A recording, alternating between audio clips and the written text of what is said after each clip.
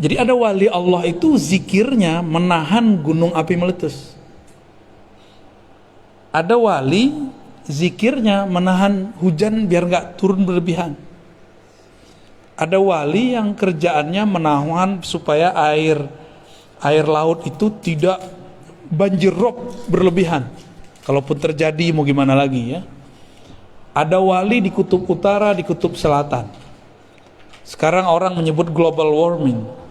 Setiap hari ada es itu mencair. Berarti ada zikir yang sudah hilang di situ.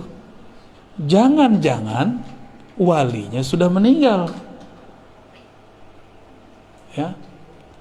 Maka jangan salah, di setiap gunung itu ada wali. Si wali inilah yang berzikir yang membuat gunung ini bertahan. Kalau walinya mati, terjadilah sesuatu. Gitu. Ya. Alhamdulillah Rabbil Alamin. Hamdal hamidin. Hamdal mustaghfirin. Hamda yuafi ni'amahu yukafi'u mazidaha ma ba'du. Para guru, ya, kawan-kawan, sahabat-sahabat, sahibul bait, Buya dan Umi, keluarga besar, semoga dalam ridha Allah Subhanahu wa taala. Insyaallah malam ini, wah masih ada ekonya ya. Dok, bantu dok. Ya. Malam ini kita akan mengkaji lanjutan dari pembahasan awal kemarin mengenai manusia dicipta dari tanah, tapi ruh dihembuskan dari Allah. Dan kita sudah menyebutkan ayatnya sebelumnya, surat Shad ya, ayat 71 72.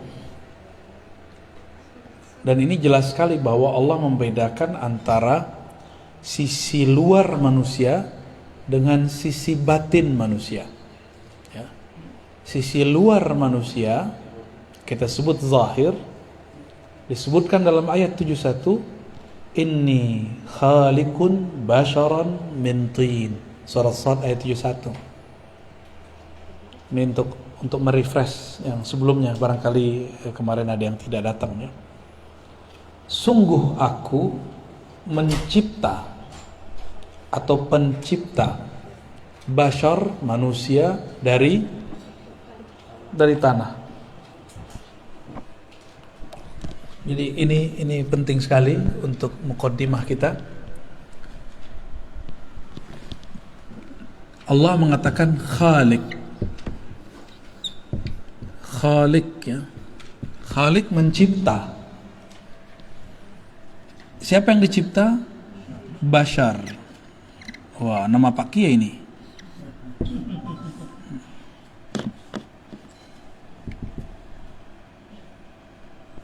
Basharan. Dari mana dicipta? Tin. Tin bahasa Arab tanah. Tin ya. Tanah. Bashar ini sisi zahir manusia. Zahir manusia. Maka Allah mengatakan, aku pencipta. Nah, ini kita ulang-ulang biar enggak lupa, dan ini sangat penting sekali ya. Sangat penting untuk memulai kajian ma'rifatullah. Karena banyak sekali, jangankan orang awam, beberapa kiai aja saya temu ya, mendebat saya juga begitu. Bagi dia ruh itu dicipta, padahal ayatnya tidak ada satupun ayat yang mengatakan ruh dicipta. Gak ada satupun ayat yang menyebutkan ruh dicipta. Maka di ayat 72-nya, gimana ayat 72-nya? Fa idza sawaituhu wa nafakhtu fihi min ruhi. Jadi Allah mengatakan nafakhtu ya. Nafakhtu.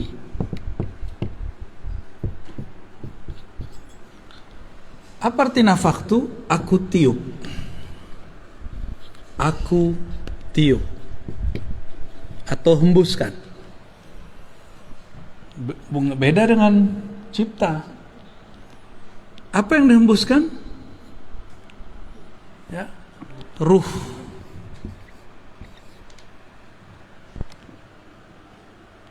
Ruh ini dihembus. Inilah sisi lain dari manusia yang kita sebut batin. Batin manusia.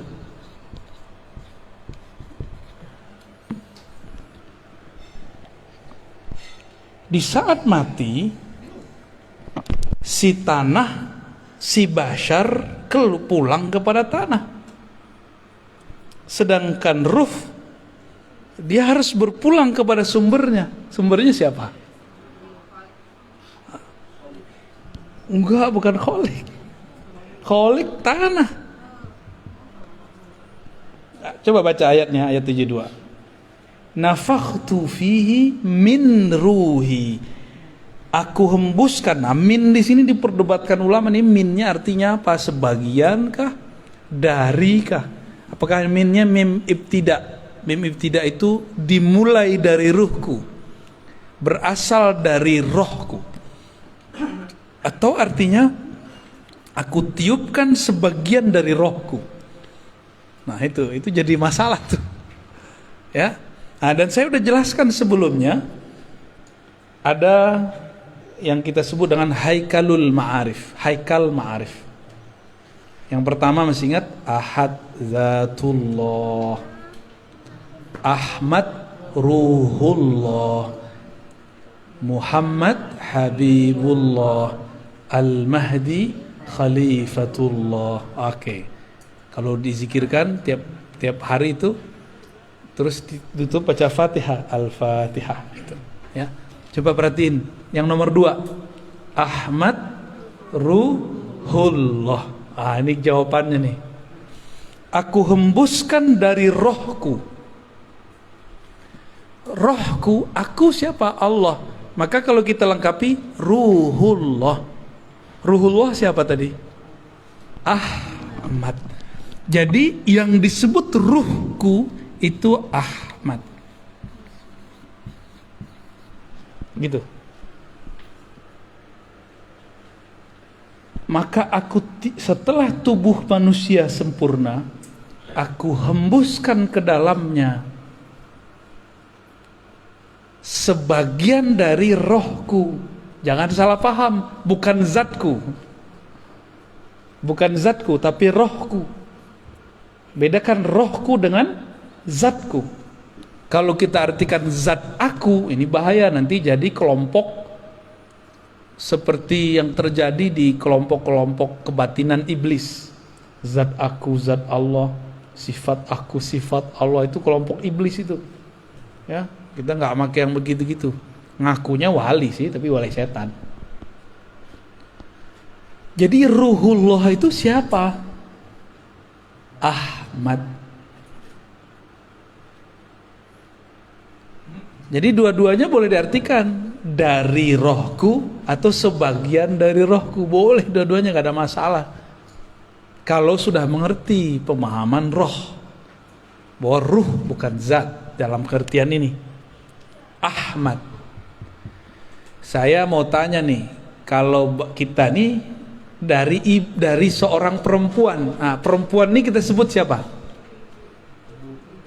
Kita ini kan keluarnya, lahirnya dari seorang perempuan. Perempuan ini kita sebut apa? Sebagai ungkapan majazi, kita pinjam istilah ini.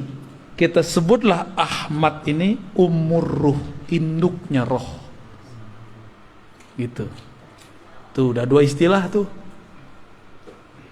Ayat ini belum pernah dijelaskan dengan penjelasan begini, kecuali malam ini. Ini saya nggak bukan buat-buat. Baru malam ini, ya.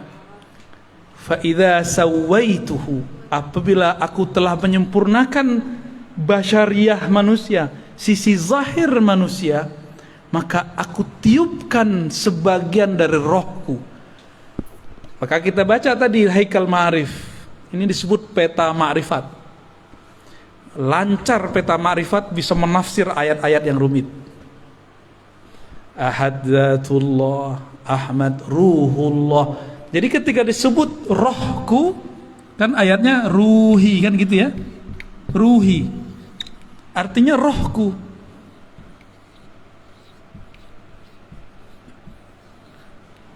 Banyak yang salah paham, dikira rohku itu zatku. Mereka takut kalau nanti orang ngomong di dalam diri kita ada zat Allah. Bukan, ini beda. Nabi Isa aja kita sebut ruhullah, benar gak?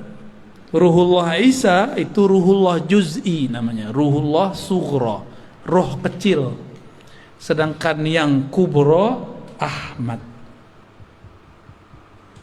Bahkan ini disebut ar-ruh al-akbar, roh yang agung, yang paling besar. Karena ialah tiupan pertama Allah. Dari Ahmad inilah ya. Ini saya hapus ya. Udah connect kan ini? Boleh dihapus nih Mancung. Jadi Allah ya, Allah yang Ahad meniupkan pertama kali rohnya. Rohnya ini bernama Ahmad. Dari Ahmad inilah kemudian kita muncul. Roh kita dari situ. Nah nih, coba kita lihat dulu. Berarti judulnya bukan Al-Baqarah 30 berarti. Masih As-Sod 7172. Ya lanjutan. Ahad. Masih ingat ya? Ahad. Allah yang Maha Ahad, yang Maha Esa, menghembuskan apa? Ahmad. Maka sang Ahmad ini boleh kita buat ilustrasi, ya. Kita buat ilustrasi. Ini boleh kita hapus ya. Ahmad ini ada sisi zahirnya, ada sisi batinnya.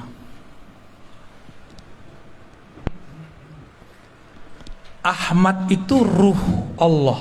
Maka kita nyebutnya tadi apa? Ahmad ruhullah.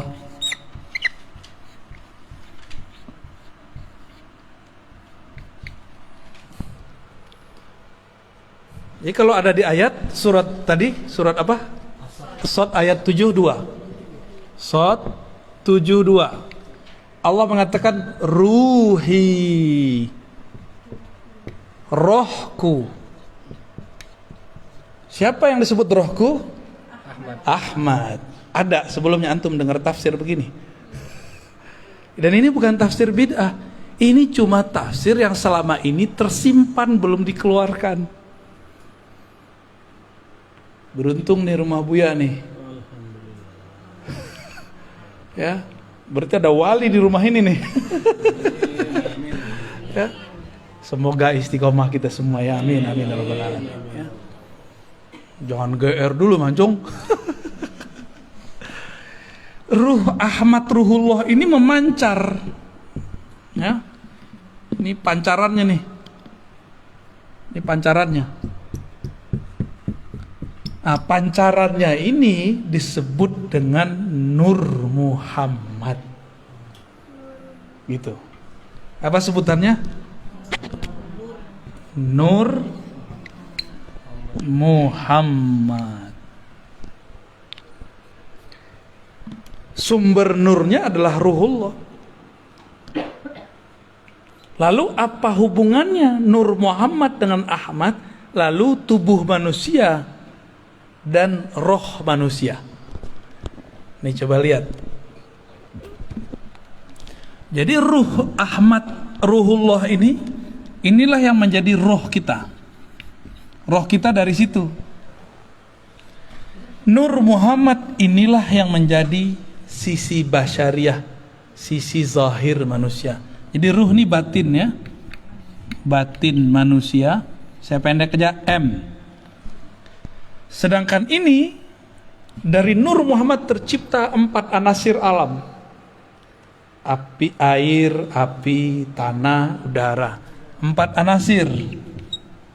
Unsur ya kalau bahasa Indonesia. Salah satunya tanah.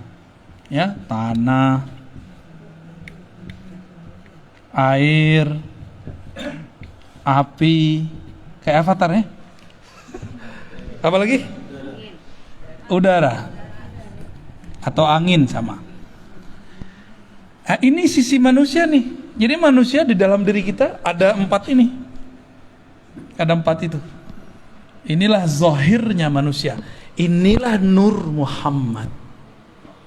Jadi Nur Muhammad itu ada di sini, ada di sini, ada di sini, ada semua. Cuma masalahnya nurnya sudah terkoneksi belum sama ruhullahnya, itu masalahnya, ya. Koneksi ini yang harus dibangun, ya. Mana hidupnya? Udah hidup ya? Oh, oke. Nah, jadi ruhullah ini sebagai sumber daripada Nur Muhammad. Nur, karena dari nur ini terpancarlah, terciptalah. Ini dia. Dengan apa Allah menciptakan yang 4 ini? Pakai kun, ya. Kun fayakun. Kalau roh Ahmad Ruhullah nggak pakai kun, pakai hembusan. Nah, apa bunyi hembusannya? Itu rahasia. Nanti kalau ada waktu kita buka lagi. Ya. Belum boleh disampaikan sekarang, ya. Nanti jadi fitnah. Ngarang-ngarang apa lagi nih Ar-Razi nih kata orang, ya. Dongeng mulu. Emang ini dongeng? Emang begini dongeng? Ada nggak orang bisa ngedongeng begini? Saya bayar. Ya. Kalau ini dongeng silakan ulang. Ya, kalau bisa ngedongeng dengan ini. Ini bukan dongeng. Ya, ini kalau dalam ilmu tafsir disebut tafsir isyari. Tafsir isyarat. Jadi tafsir itu ada 3. Tafsir bil ma'thur, riwayat. Di dalam Sahih Bukhari, Sahih Muslim begini. Ada tafsir tadi bil ma'thur, sekarang bil ma'qul, dengan akal. Nggak ada penjelasannya di riwayat-riwayat hadis, maka kita coba gunakan akal kita untuk menyentuh maknanya. Jika masuk akal, maka tafsir disebut ma'qul, tafsir rasional. Kalau akal boleh menafsir, kenapa ruh tidak boleh menafsir? Maka ruh kita juga menafsir. Inilah jadinya tafsir isyari. Nah, tapi itu istilah di kampus. Saya menyebutnya bukan tafsir isyari, tafsir. Apa yang bagus? Pakai istilah ruh, tafsir ruhi, ya, biar beda dengan isyari yang lain. Karena isyari ini ada kolbu masuk ke kolbu, ada yang masuknya ke ruh.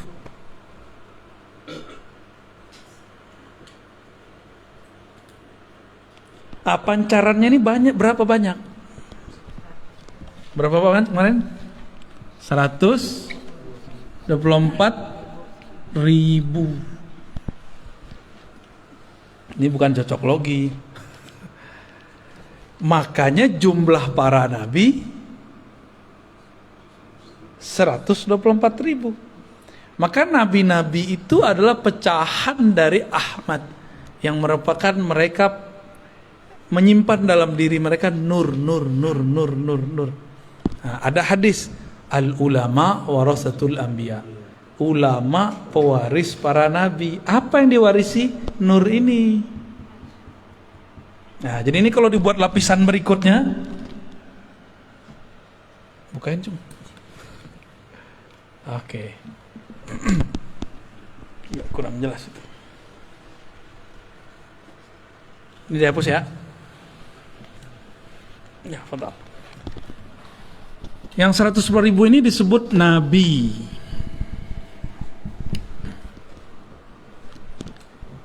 Ini punya pewaris. Ada lagi pewarisnya. Ya.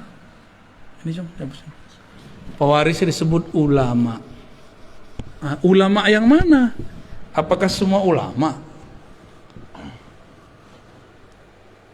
Ulama yang mewarisi Nur Muhammad di dalam dirinya.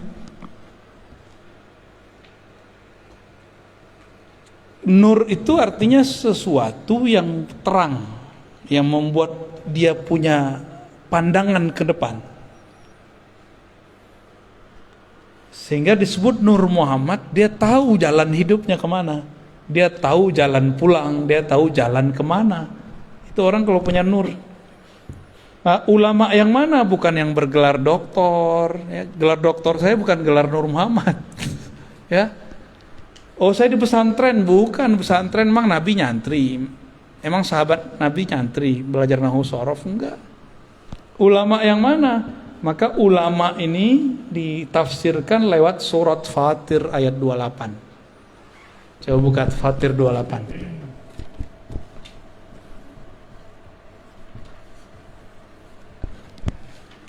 Fatir 28 apa? Innama yakhsyallaha min ibadihil ulama.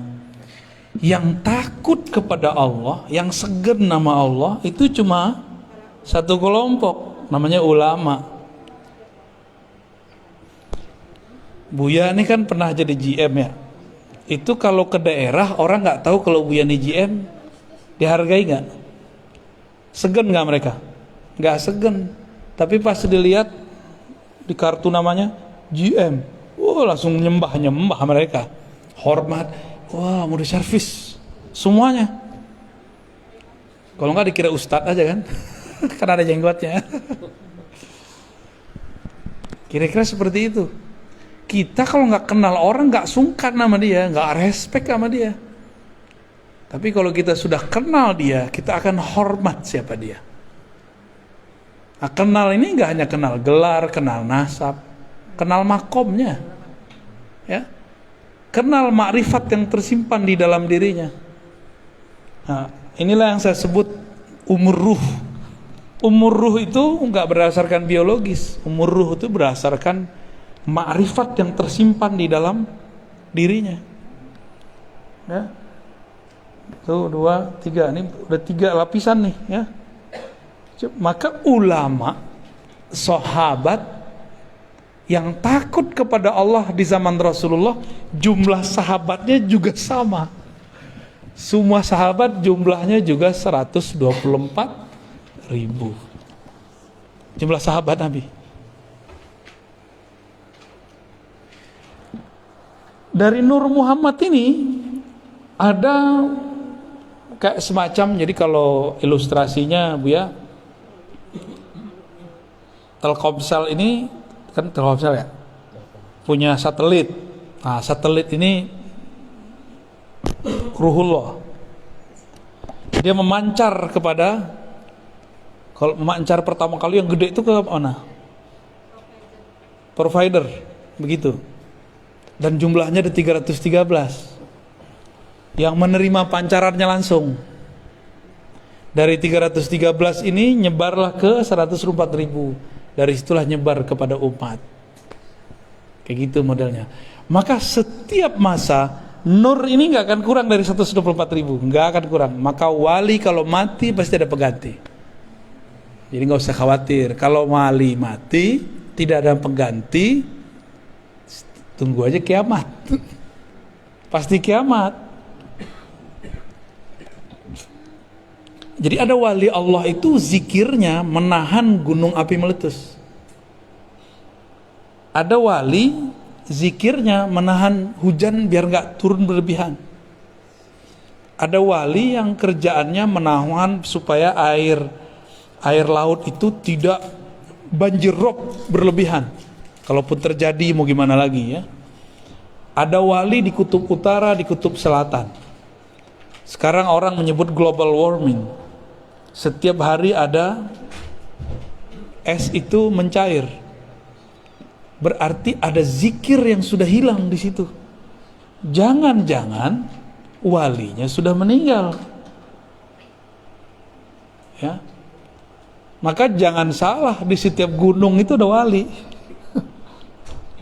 Si wali inilah yang berzikir yang membuat gunung ini bertahan. Kalau walinya mati terjadilah sesuatu. Gitu. Ya. Gempa bumi, Gempa boleh terjadi, tapi jadi bencana nggak? Kalau walinya mati, itu jadi bencana besar. Dan sekarang banyak wali yang mati, mesti ada yang melanjutkannya. Dalam proses transfer ini, estafet ini, disitulah terjadi bencana-bencana. Ini kacamata ilmu ma'rifatullah ya. Bukan kalau orang BMKG mungkin ngomong ini gejala alam, ya itu urusan ente. Kita punya urusan lain. Ilmu kita tidak bertentangan, cuma berbeda. Ya, ilmu kita tidak bertentangan dengan BMKG kah, geologi kah, ilmu itu punya urusan sendiri. Kita punya urusan sendiri juga, gitu. Ya, laptop sebagus apa, handphone sebagus apa, tetap harus ada yang memoperasionalkannya. Kalau orangnya hilang ya kacau, sama lah kira-kira begitu. Katanya robot hebat, tetap harus ada orang yang memprogramnya. Programnya lewat, ya lewat juga dia ntar. Ya.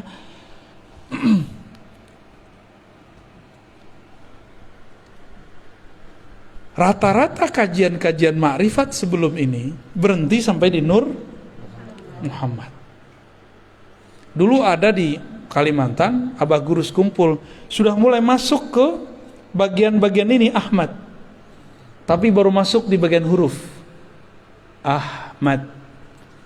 Ahadiyatullah al-jariyah fil asma' wa sifat. Hayatul alam. Mim malikud darain dal dawamul ubudiyah. Beliau sudah sampai masuk ke sampai rahasia huruf Ahmad. Itu udah bagus sekali. Bayangkan di zaman saat-saat itu beliau sudah mengupas kajian yang sangat luar biasa. Kita bersyukur ada wali-wali kayak beliau. Dan saya juga bersyukur sekali ketika hati rindu mau menyebut-nyebut beliau dan ingin ziarah, tahu-tahu ada jalan, kami baru pulang dari sana. Ya. Dan ketemu orang-orang murid-murid beliau yang Masya Allah orangnya udah kayak keluarga aja ya. Kayak keluarga datang ke sana. Kajian-kajian mengenai ma'rifatullah yang sudah mulai dibuka oleh Abah Guru itu sampai kepada ilmu huruf. Ilmu huruf itu penting sekali. Di dalam kitab Khatmul Aulia dulu sebelum apa ada sesuatu lah. Saya sering mengkaji kitab itu di ribat kita di sini. Nggak jauh. Bahwa ciri-ciri Khatmul Aulia, penutup para wali, puncak para wali, itu ada 4 ilmunya. Ditulis di kitab itu. Beliau ahli hadis dan juga ghaus di zamannya. Kutubul ghaus, jadi bukan hanya kutub aja. Beliau mengatakan ilmu pertama ilmul bad'i, ilmu tentang awal asal muasal alam. Ilmu tentang asrar alam. Gitu. Maka orang ini kalau ngelihat kita, dia bisa lihat nasab kita ke belakang. Baik nasab jasad, basyariyah, atau nasab ruh, atau nasab nur. Jadi ada 3 nasab. Jasad, bin, binti, binti. Ada nur dulu, nur. Lalu ada ruh. Jadi kita ini bisa bagi ntar nih. Ya, ada satu lagi di luar. Nah ini karena bukan bagian dari ma'rifatullah, saya nggak masukin. Tentang nasab jasad, saya nggak masukin. Jadi ketika ada dalam Al-Quran, pada hari kiamat, setiap orang dipanggil dengan induknya. Nah dia nginduk ke siapa nih? Induk ke jasad, nginduk ke ulama, ini torikot nih di sini nih, ya belajar torikot di sini, atau nginduk kepada nur, ini Khidriyah di sini, ya. Jadi orang kalau cerita tarekat Khidriyah, ini di sini mainnya dia, di Nur Muhammad, karena Nabi Allah Khidir itu pecahannya Nur Muhammad yang paling bertahan sampai sekarang, ya jasadnya, ruhnya masih ada. Cuma karena orang banyak orang nggak mengerti adab. Kalau nggak tahu bilang aja sih nggak tahu ya nggak pernah ketemu Nabi Khidir bukan berarti Nabi Khidir nggak ada. Ente nggak tahu Nabi Khidir ada, jangan bilang dia nggak ada gitu. Ini orang-orang ini suul adab bener-bener. Ya, Nabi Khidir, nggak usah pakai Nabi Khidir deh. Ashabul Kahfi masih ingat? Ashabul Kahfi tidur berapa tahun? 315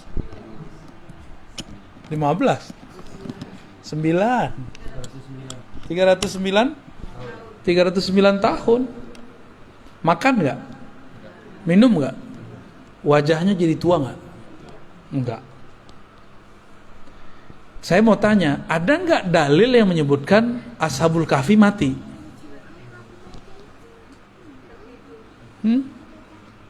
Iya, setelah 309? Nggak ada. Dia tidur lagi. Makanya dalam riwayat yang dikumpulkan Imam Al-Qurtubi dalam kitab Tazkirah, nanti Ashabul Kahfi turun lagi membersamai Nabi Isa. Ternyata usut punya usut, Ashabul Kahfi adalah umat Nabi Isa. Jadi antara Nabi Isa dengan Nabi Muhammad. Jadi nanti ketika Nabi Isa turun, mereka keluar. Apakah itu khurafat? Ya enggak khurafat lah, ada riwayatnya. Kitab Tazkirah Imam Al-Qurtubi. Diringkas lagi oleh Imam Sya'rani dan tidak dihilangkan itu. Berarti mereka sekarang masih ada. Cuma Allah sembunyikan. Yang sudah ke Yordan mungkin lihat di mana sih? Gitu. Saya juga pernah ke sana alhamdulillah, dan emang Allah tutup kan, Allah suka-suka tutup. 309 tahun aja Allah tutup. Siapa yang menunjukkan jalan kepada mereka ke goa? Kan gak diceritain orang. Itu Nabiullah Khidir. Nabiullah Khidir yang bimbing mereka ke sana. Diajarin cara supaya nutupin gua biar gak ketahuan. Itu ilmu Nabi Khidir semua. Nah ini nih ilmunya di sini nih, ilmu Nur Muhammad. Nabi Isa dalam surat As-Saff ayat 6 ya, mengabarkan, aku akan memberi kabar kalian kedatangan seorang nabi di akhir zaman. Ismuhu Ahmad. Kok lahirnya Muhammad? Berarti Ahmad nama apa dong? Karena Nabi Isa ruhullah, maka Ahmad itu nama ruh. Ini dah dalil kalau ruh itu punya nama. Nama ruh pertama Ahmad. Coba Ahmad sama Ahad bedanya apa? Coba beda mim doang. Wah, kalau bagi orang ahli huruf ada rahasianya. Nah, tadi empat pencirian wali khatmul aulia. Tadi ilmul bati masa lalu. 2 ilmul maqadir masa depan. Ya. Ilmul bati, ilmul maqadir. Apa lagi ya? Mitsaq, ilmu mitsaq. Apa arti mitsaq? Mitsaq ini syahadat alam semesta. Jadi kita ini per alam ada syahadatnya, per zaman ada syahadatnya, beda-beda syahadatnya. Syahadat Nabi Isa beda dengan syahadat kita. Syahadat Nabi Adam beda dengan kita. Tapi ada syahadat yang permanen, itu syahadat azaliyah namanya.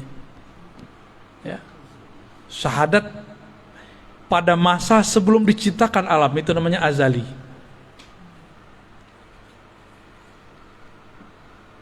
Ada. Sebelum ruh kita ditiupkan ke dalam janin itu sudah ada syahadatnya dia. Itu mitsaq, perjanjian alam. Jadi kita sudah punya kontrak dengan Allah. Itu mereka ngerti.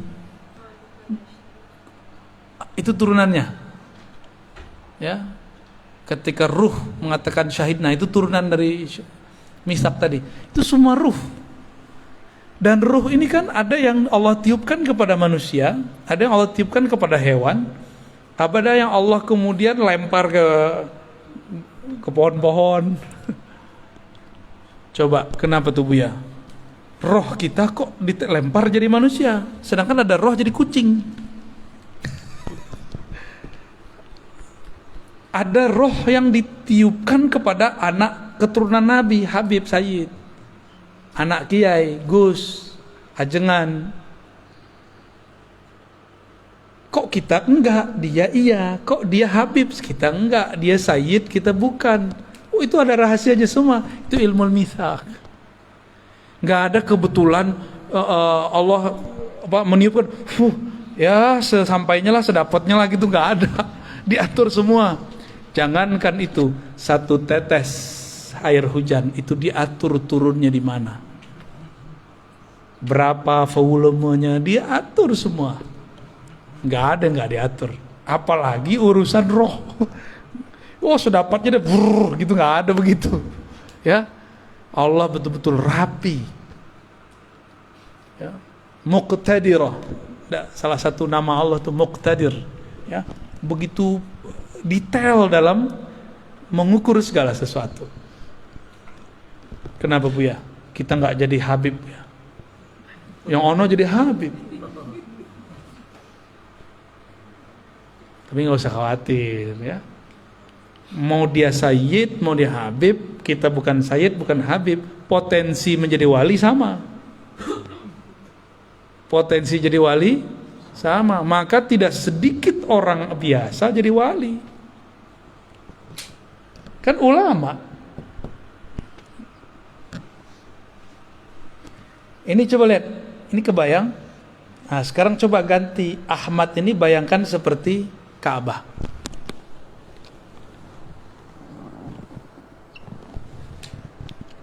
Ini ilustrasi aja, ya.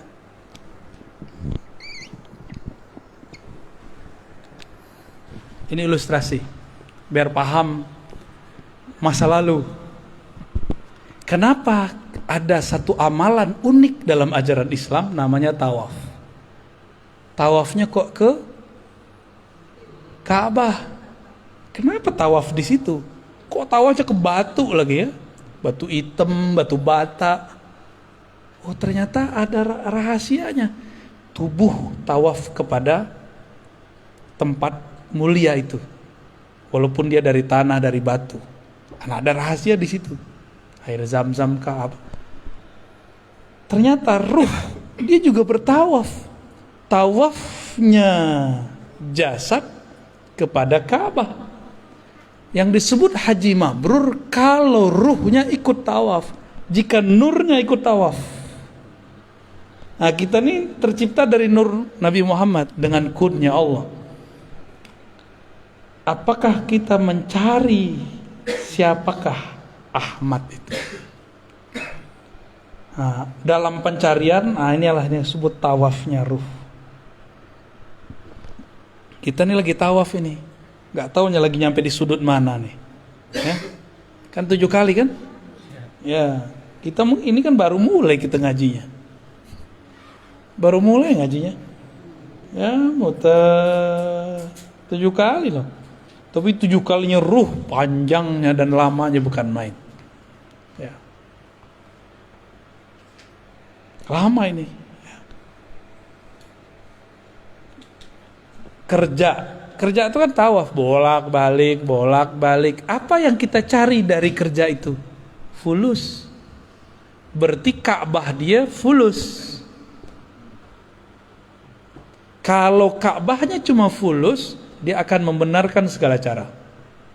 Tapi kalau badannya mengelilingi fulus, bolak-balik, tapi ruhnya mengelilingi, nurnya mengelilingi ruhullah Ahmad, orang ini tidak akan pernah korupsi, gak akan pernah main-main angka.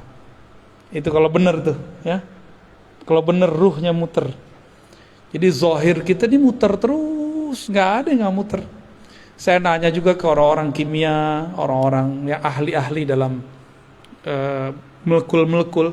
Ternyata atom itu masih terdiri dari molekul-molekul lain, dan itu semuanya bergerak tawaf semua. Dan ternyata darah kita tawaf di badan, ya, tawaf semua, nggak ada yang nggak tawaf. Ka'bahnya darah, jantung. Ka'bahnya darah, jantung.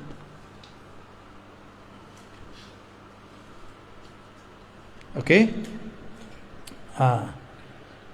Kalau sudah punya gambaran begini, ilmu bad'i, ilmu masa lalu, jika di masa lalu di alam nuriyah ini kita dulu percikan nur kita ini tawaf kepada Ahmad, maka lahirnya pasti jadi seorang mukmin.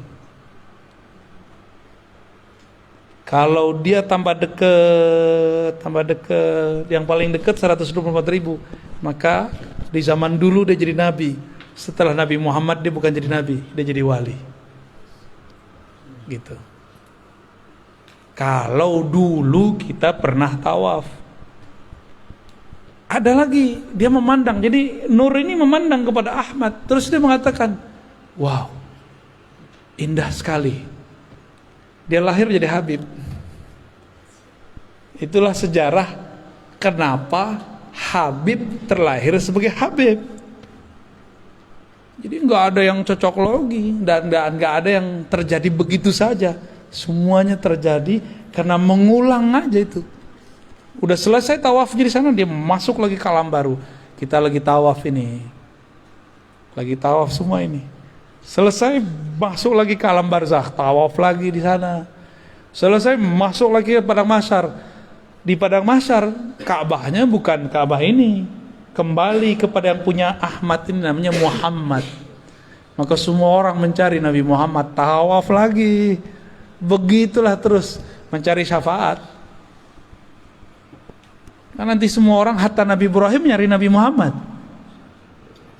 Ya. Maka bernamalah Nabi Muhammad itu Al-Fatih. Karena Nabi Ibrahim membuka pintu surga nggak bisa, balik lagi. Siapa yang bisa? Muhammad. Maka disebut Muhammad Al-Fatih lima ughliq wal khatim lima sabaq. Ya. Itu ijazahnya minta ke Pak Kiai itu ya. Ya, salawat Al-Fatih.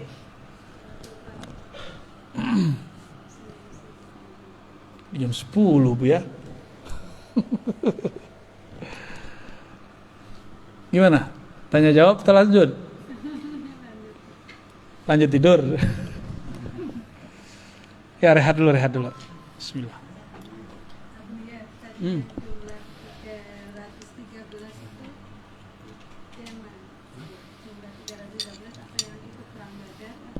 Betul.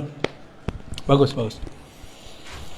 Dari 124.000 nur ini ada 313 nur yang paling besar. Yang 313 yang dulu bertawaf dan itu menjadi barisan ring pertama Ahmad. Nah, yang 313 ini di zaman pra Nabi Muhammad menjadi 313 Rasul. Dari 313 itu yang paling kuat perjuangannya 25. Jadilah 25 para Rasul. Itu kalau ditulis terus tuh. Coba yang ditulis tuh, Cung. 124.000, 313, gede-gedein tulisannya ke bawah. Dari 313 itu ada 25 yang kemudian sangat luar biasa perjuangannya. Dari 25 ada yang paling penyabar. 5 nabi. Dari 5 itu semua sumber kesabarannya ada dari satu sosok. Itulah Muhammad sallallahu alaihi wasallam. Sayyidul awwalin, sayyidul akhirin. Ya, 300. Inti jangan salah tulis, bukan 212, bukan 414. Ya, 313. Ya. Kalau 212 tuh kawan-kawan kita yang berjuang kemarin tuh ya. Iya, 5. 5 jadi berapa? 1. Nah, ini nih penting nih. Syukuran. Jadi 124.000 itu ring terluar, ring terdekatnya 313. Dari 313 ini paling dekat lagi 25. Dari 25 ini paling dekat lagi 5. Dari 5 itu 1. Berarti kalau 5 kurang 1 berapa? 4. Coba lihat. Nabi Muhammad, Abu Bakar, Umar, Utsman, Ali. 5 kan? 5, dan itu bukan cocokologi. Emang udah dari sononya. Udah dari sononya begitu. Ya.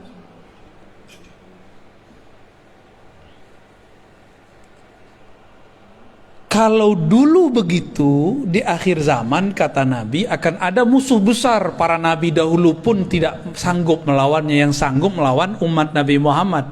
Kira-kira ilmu yang diturunkan zaman sekarang lebih sedikit atau lebih banyak dari zaman dulu? Nabi Musa nggak dapat izin ngelawan musuh besar ini. Nabi Nuh nggak dapat izin. Nabi Sulaiman katanya sempat perang tapi nggak sanggup juga. Sesakti Nabi Sulaiman loh. Nabi Khidir juga nggak sanggup. Nabi Isa itu yang ngecoh Nabi Isa siapa? Yudas Iskariot kan itu adalah penyamaran Samiri, Dajjal. Semua nabi kata Nabi Muhammad sallallahu alaihi wasallam anzara qaumah, mengingatkan kaumnya akan ada musuh besar bernama Dajjal. Lah kok sekarang ada kiai bilang Dajjal itu bukan sosok, Dajjal itu suatu sistem, ya. Nabi Muhammad, para nabi sebelumnya bilang itu sosok, ente bilang itu, ya, pinteran dia dari Nabi Muhammad, ya kan? Pinteran dia dari Nabi Musa. Di Quran kan di surat Thaha disebutkan kisahnya tentang Samiri. Dia kan yang disebut Dajjal. Samiri itu nisbat kampungnya, Dajjal itu gelarannya. Yudas Iskariot penyamarannya. Kalau gitu nanti struktur ini akan berulang kembali. Strukturnya kan berulang kembali. Jadi di sini ada 4 nih ya.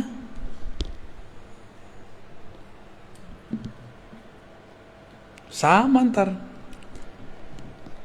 Nabi mengatakan jika bumi telah dipenuhi dengan ketidakadilan, muliat al-ardu jauran, ya, ketika bumi sudah dipenuhi dengan ketidakadilan, di mana-mana ada kezaliman, ini bukan hanya kezaliman politik dalam negeri loh, ini kezaliman global.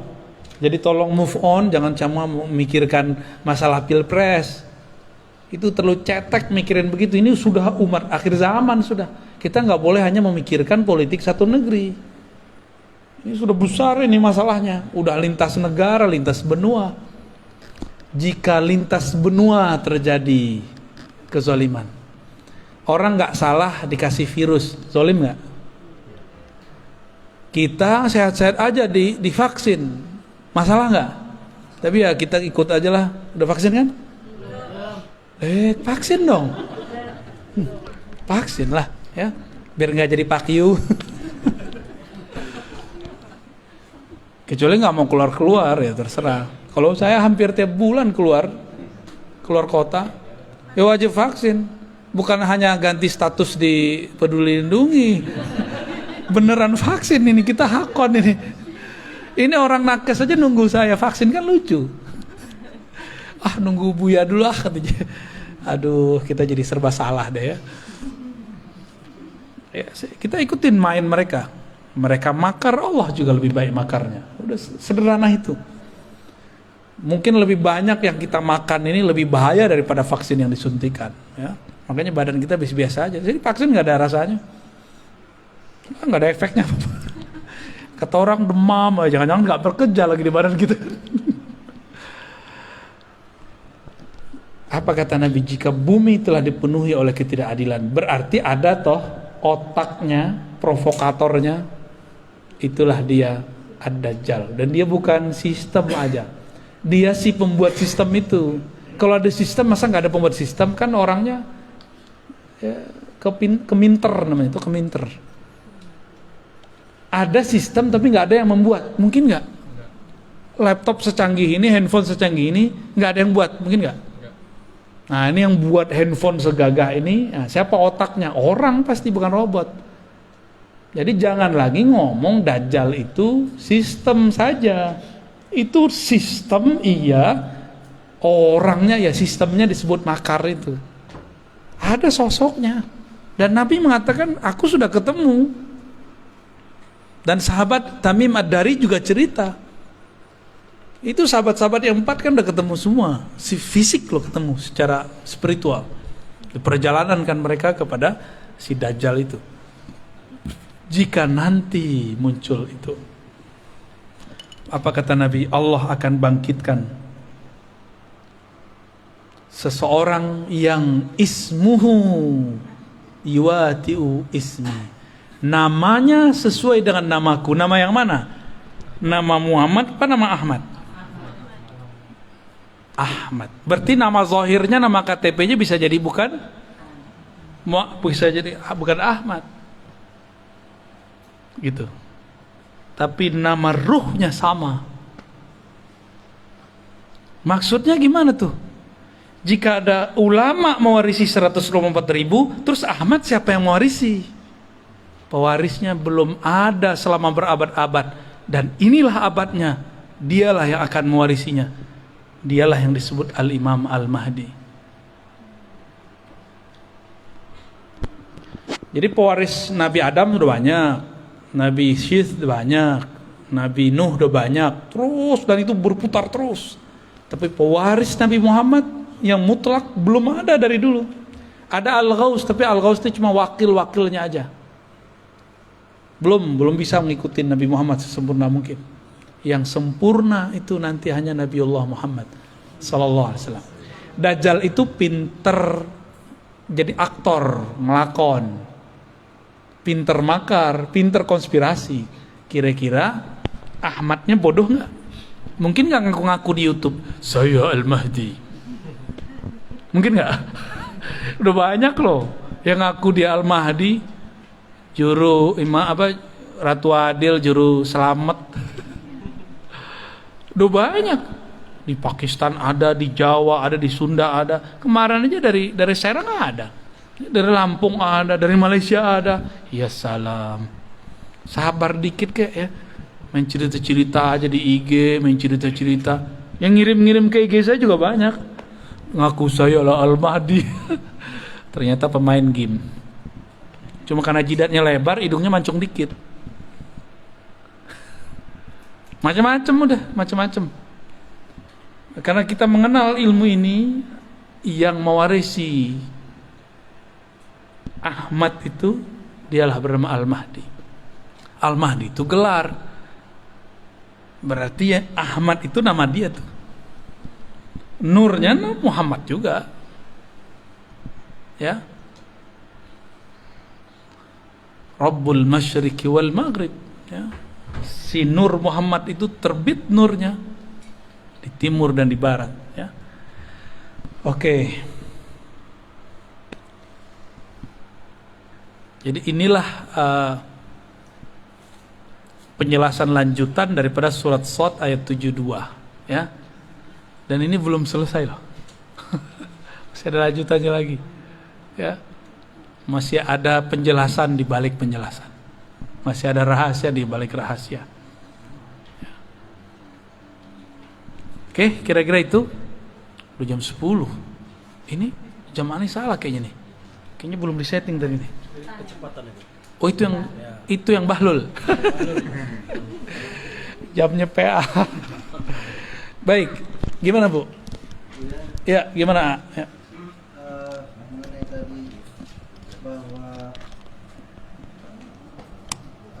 ruh itu tidak ke holik ya. Ya. Terkait dengan innalillahi wa inna ilaihi raji'un itu seperti apa hubungannya? Inna lillahi wa inna ilaihi raji'un. Kaitannya apa dengan ruh tidak dicipta kan gitu.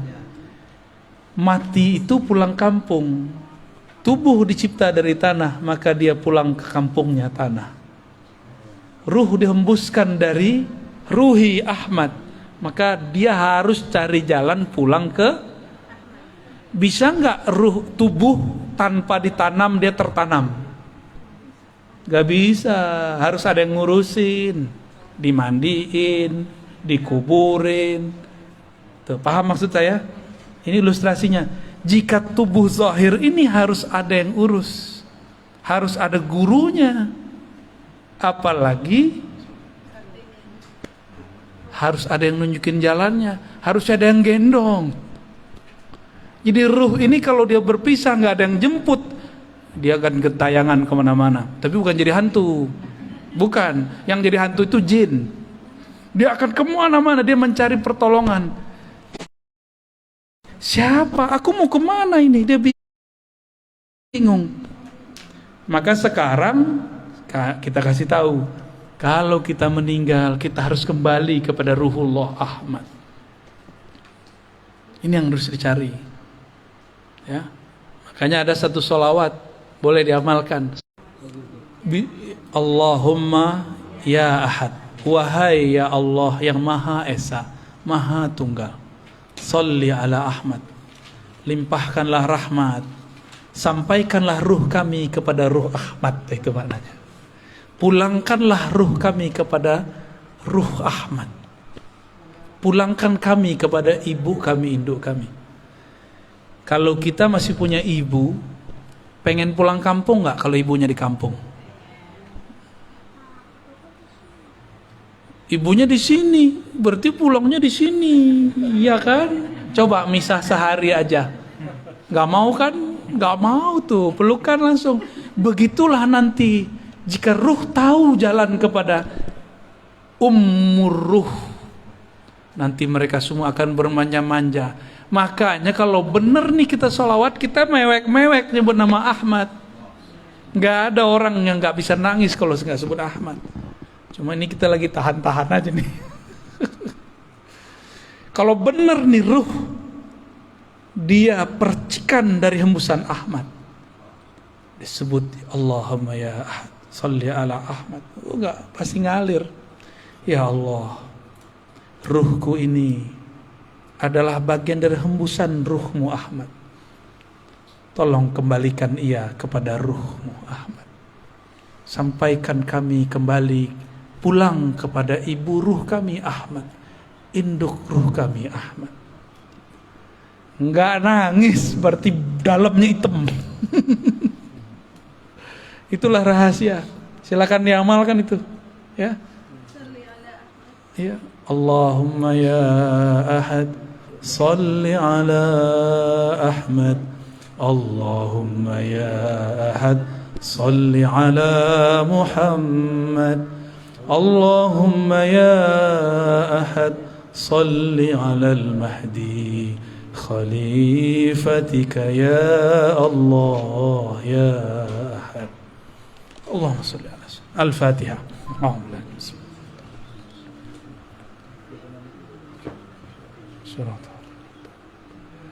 Ulang turun. Ya, kira-kira begitu. Ada orang kalau dia mau nangis dia ketawa, yang nggak jadi nangis dia. Atau kalau dia mau nangis dia marah-marah dia. Ada juga, ya. Itu cara aja untuk mengalihkan, namanya iltifat. Cara aja. Kan repot. Guru mau ngajar nangis mulu ya repot semuanya. Ya. Tapi rasakanlah itu. Nah, baca itu kalau bisa pagi atau malam tahajud 100 kali. Nikmati itu bacaannya. Ya Allah yang menghembuskan rohku dari Ahmad, pulangkan ruhku kepada ibu ruhku Ahmad. Maka bernamalah Ahmad itu ummur ruh, induknya roh, ibunya roh. Ini istilah aja ya. Karena sumber kita sebut induk, kita bersumber darinya. Kalau meninggal insya Allah dia tahu jalan pulang kampung, ya. Biasanya dia ada namanya, ya. Seharusnya ada namanya tuh. Nah, maka kalau ada wali yang mengerti nama ini, minta nama kepada dia. Biasanya walinya suka nyamar-nyamar juga. Waduh, berat ujian kita. Karena Dajjal itu suka melakon, memalsukan dirinya menjadi orang baik. Maka yang mengerti nama ini pasti dia memalsukan dirinya seakan seperti orang yang tamak dunia, jahat, kayak nggak sholat, kayak gitu. Orang yang paling durhaka sedunia. Ya, itu namanya malamatiyah. Itu berat ujiannya. Nah, ujian bagi kita kalau emang punya ruh, coba tanya ke dalam ruh. Jangan hanya pakai akal. Kalau akal kita bilang, masa sih? Akal kan gitu ngomongnya. Kalau ruh dia nggak ngomong begitu. Ya. Dulu orang Arab bingung, Muhammad ngaji di mana? Kok dia bisa mengerti qul huwallahu ahad, Allahu samad, lam yalid wa lam yulad? Itu mereka bingung itu. Nggak ada yang nyokolahin. Itu lewat ruh itu. Maka mereka ngomong, ini bukan dari ahli kitab. Bukan dari ayahnya udah meninggal duluan. Bukan dari ibunya meninggal ketika kecil. Bukan juga dari kakeknya sibuk ngurusin orang. Terus dari mana? Disitulah kemudian Abu Bakar sadar, oh kalau Muhammad pasti Allah di belakangnya gitu. Ya. Maka bernamalah beliau Siddiq. Ya. Kisah Mi'raj itu salah satu dari kisah yang beliau jadi disebut Siddiq. Gitu. Gitu. Aman. Ntar diamalin ya, sholawat ahadiyah ya. Itu sudah biji-biji sholawat udah. Pangkal-pangkalnya sholawat. Karena sholawat itu banyak, ada Al-Fatih, ada sholawat Nurizat, ada sholawat Tibil Qulub. Nah, ini masing-masing punya fungsi, punya rahasia-rahasia. Ini sholawat ma'rifat. Ya. Dan itu gak dibuat-buat. Emang dikasihnya begitu. Siapa yang ngasih? Ya itu tuh. Ahmad Ruhullahnya yang ngasih. Gitu. Nah, gimana cara koneksinya ya? Kita kan punya ruh. Seharusnya kita bisa juga dong koneksi sama dia. Kenapa kita nggak bisa berinteraksi, terhubung kepada ruh Ahmad? Karena kalau kita punya handphonenya bagus, tapi baterainya soak. Baterainya ada, kartunya nggak ada. Kartunya ada, pulsanya nggak diisi. Pulsanya lengkap, nomor sudah punya, nomor yang dihubungi nggak punya. Nomor yang dihubungi sudah punya, tapi nggak mau nelpon. Paham itu bahasa-bahasa ya, bahasa-bahasa kias lah ya. Semoga kita bisa mengerti ya kias-kias ini. Ya, maka harus persiapkan casing yang bagus. Persiapkan juga kartu energi yang bagus. Kartunya apa? Kalau mau download aplikasi, bisa nggak tanpa nama akun? Maka harus punya nama akun. Apa nama akunnya? Itulah nama ruh. Maka ilmu tentang nama ruh adalah awal dari berkoneksi dengan Ahmad Ruhullah. Hati-hati, kadang-kadang kita kena siloka yang selama ini orang udah ketemu sama kita, ternyata dia orangnya. Biasa. Kalau zaman-zaman Syekh Abdul Qadir kan enak, orangnya pakai serban, ya kan, sholatnya Masya Allah. Enak. Tapi nggak mungkin Allah membiarkan mutiara Ahmad ini diobral, diketahui orang banyak-banyak, bisa dicuri dia. Maka Allah lapisi dia dengan sisi basyariah, manusiawi yang orang gak akan paham kalau di dalamnya ada sir Ahmad. Ya, kadang-kadang dia teman kita, jangan-jangan dia tetangga kita, jangan-jangan dia dulu murid kita, jangan-jangan dia dulu guru kita, jangan-jangan dia dulu pernah ziarah sama kita, jangan-jangan dulu kita makan di warteg sama dia. Lengkaplah semua. Jangan-jangan kita dulu waktu muda jontok-jontokan sama dia. Bisa jadi tuh. Rahasia Allah ini kan ada di mana-mana, ya. Pintar-pintarlah. Kira-kira itu kajian kita malam ini ya. Pertanyaannya dicukupkan dulu karena kami mau jalan lagi ke Bandung nih. Bandungnya bukan Bandung ini mana kita? Lembang, gila, Masya Allah. Jadi mohon izin nih Pak Kiai. Mohon doa selalu bagi kami yang masih muda-muda. Mohon maaf jika suul adab. Ya Bu ya. Umi, maaf telat ya. Ya. Alhamdulillah. Ya kajiannya begini nggak setia ya, salam.